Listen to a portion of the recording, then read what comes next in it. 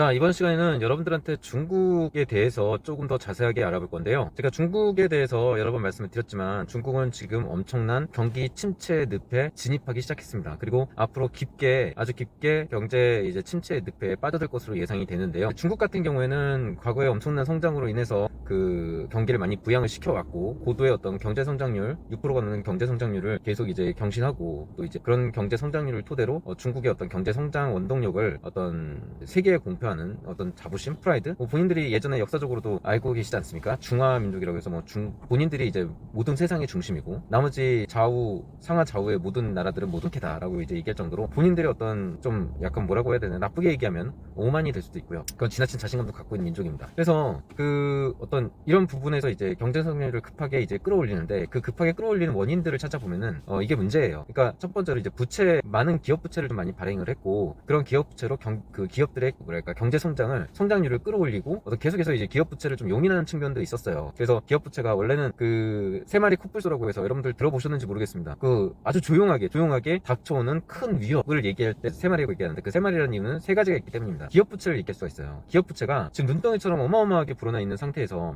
여러분들 아시다시피 그럼 일환으로 헝다그룹이 좀 대표적으로 지금 터졌어요. 헝다그룹 대표적으로 터져서 이 부분에서 굉장히 지금 위험한 수준에 와 있죠. 그래서 그런 헝다그룹을 필두로 해서 각종 이제 중국의 기업들의 부채가 문제시되고 있고 그리고 중국 당국도 이거에 대한 심각성을 지금 깊게 이제 감안을 안 할 수가 없는 상황까지 오게 됐어요. 그래서 제가 볼 때는 이번 침체기 제 그냥 내피셜입니다. 제 생각이고 예상인데 이번 침체기를 이용해서 어떤 코로나의 봉쇄가 많이 되고 또 시민들을 많이 통제하고 있지 않습니까? 활동이나 경제 활동이나 어떤 그런 부분을 많이 통제를 하고 있는데 워낙에 사람들이 많기 때문에 중국의 역사적으로 들여다보면은 워낙에 많은 사람들이 함께 모여 사는 나라이기 때문에 법이 엄할 수밖에 없어요. 여러분 마약 관련돼서도 굉장히 있다시피 사형이잖아요. 인권이나 이런 걸 중요시해서 배려해주고 개인의 범죄자 인권도 인권이다라고 해서 배려해주는 한국의 어떤 그런 사법부의 판단 이런 거와는 거리가 많이 동떨어져 있습니다. 가차없이 벌을 줄 때는 가차없이 벌을 준 게 중국이고 또 그런 걸로 해서 일벌백계해서 타인에게도 이런 범죄를 저지르면은 이제 처벌을 받는다, 엄한 형벌을 받는다라는 거를 다른 사람들에게 보여줌으로써 시사함으로써 그런 다음 제2, 제3의 그런 범죄들을 좀 예방하는 차원에서 일벌백계하는 경향이 있거든요. 그래서 그런 어떤 일벌백계의 의미에 있어서도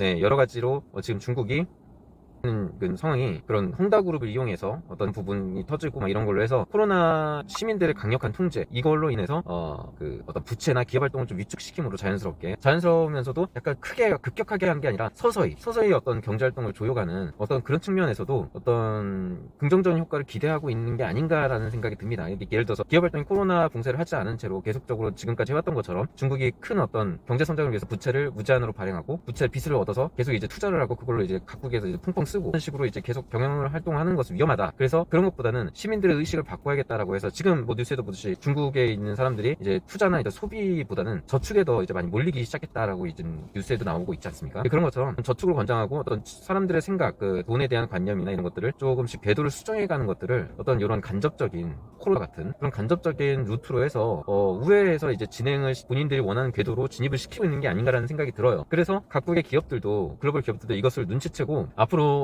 더 좋아질 일이 없겠다라고 판단을 해서 많은 생산 기지와 글로벌 기지들을 이전을 하고 있는 게 아닌가 싶습니다. 그래서 그런 거이나 계속해서 이제 베트남으로 이제 이전을 하는 거죠. 왜냐면은 어쨌든 고대 성장이나 그런 거에 이제 갈등을 느끼고 그런 거에 대해서 이제 계속 투자를 하고 많이 도와주고 유치하고 환영하고 그런 나라에서 이제 가서 기업 활동을 하지 않겠습니까? 그래서 그런 나라로 이제 이전을 하는 거예요. 그래서 어찌됐든 그런 앞으로 제가 말씀드리고 싶은 거는 지금까지 해왔던 중국의 경제 성장과 눈부시는 경제 성장은 부채로 인해서 쌓아 올린 탑이기 때문에 부채가 한번 터지면은 아주 중국 경제에 큰 임팩트에 받을 수밖에 없기 때문에 타격을 크게 받을 수밖에 없기 때문에 중국 정부와 서서히 궤도를 이제 수정해 가기 위한 어떤 안정화 그리고 그런 어떤 약간의 어떤 경제의 어떤 휴식기를 갖기 위해서 재정비하고 그런 차원에서 부채도 재정비하면서 이제 망할 부실기업이나 이런 거 정리하고 내부적으로 재정 건전성을 좀 회복하기 위해서 그런 어떤 시민의 코로나 봉쇄 갑자기 좀 솔직히 조금 아무리 병이 많이 번지고 있다고는 해도 백신이 지금 많이 보급되고 있고 이런 점을 생각을 한다면은 아마 중국 코로나 때문이라기보다는 물론 코로나의 원인도 없진 않겠습니다만 코로나 때문이라기보다는 아무래도 중국 정부에서 주도적으로 지금 경제 정책이나 이런 걸 수정하는데 이용하고 있는 것이 더 크지 않나라는 게 제 생각입니다. 그래서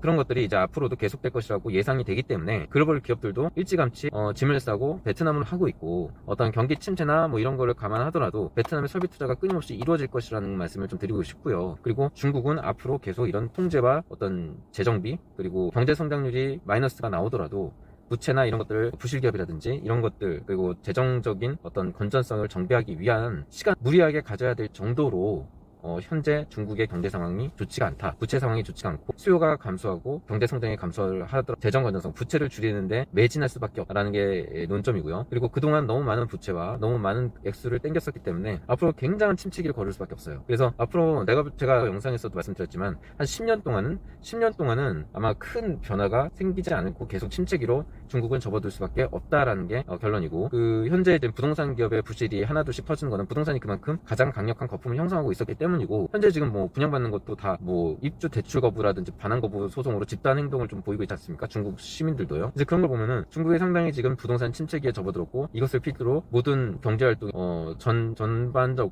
전천적으로 어떤 중국 경기가 침체기에 접어들었다. 그리고 중국에서 더 이상 기대할 게 없기 때문에 글로벌 기업들이 이전을 하고 있고, 다음으로 각광을 받을 포스트 차이나가 이제 본격적으로 베트남이 대두되기 시작할 것이다 라는 말씀을 드립니다. 네, 여기까지 하겠습니다.